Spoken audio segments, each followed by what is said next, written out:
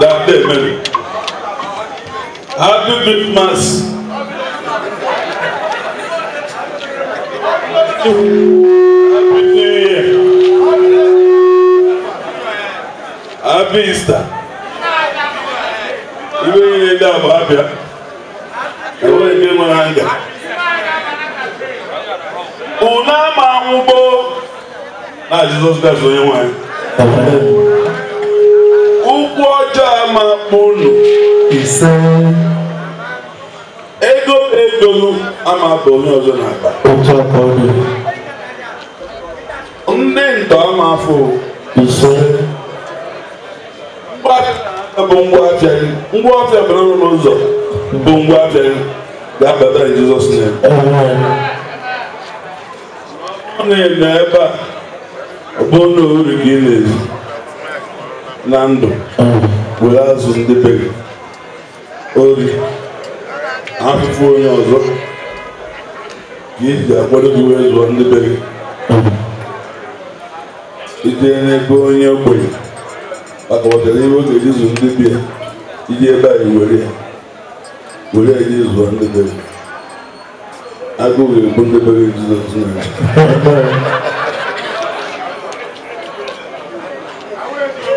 wepụ aka n'ori Jizọs name gị na-adịrị cha mana ọ bụrụ na ikwu n'oge bụ ihe zuo ori biko ma kwụsị nwunye mana mmadụ gbabere ya ịnwụ ha na ịnwụ for free mmadụ mana ka anyị ha nọrọ n'ebe a ọnwụ mberede ama bawa pọshọrọ Jizọs name ọganihu ga-abụ nke ọnụ na-enye anyị olu na ndị otu ya kwado na eluigwe na mgbe oge elu mụ na anọrọ ebe a ụfọdụ ga-adị 90 years ụfọdụ ga-adị 100 mana enwere onye ọbụla nnọkọta nwụọ unnecessarily n'elu 60 years Thunder gbachitere azụ n'ụwa nke metụtara n'ụlọ egbamie onye agbamie ebe ọ na-anwụ unnecessarily ọnwụ unnecessarily is not your portion in Jesus name ka anyị chere n'igwe aga m bụcha na ike tupu oge ahụ ibu mkpọtụ ọzọ nke ọzọ ọganihu a na-anọ n'ihe nke nwaanyị kpọtara ka anyị dị anya nwa aka unu gbaa nkịtị enwe onye tụrụ aka ya asị m na aga m bụcha na ike tupu oge ahụ ibu mkpọtụ ọzọ nke ọzọ ọganihu a na-anọ n'ihe nke nwaanyị bụ mkpọtara ka anyị dị anya nwa aka nke ọzọ na biko ọba ndị azọpọ ọbụla ị ga-esi n'ike atị m ndị egwu mbịa ndị egwu m mme anyị na-eme na yom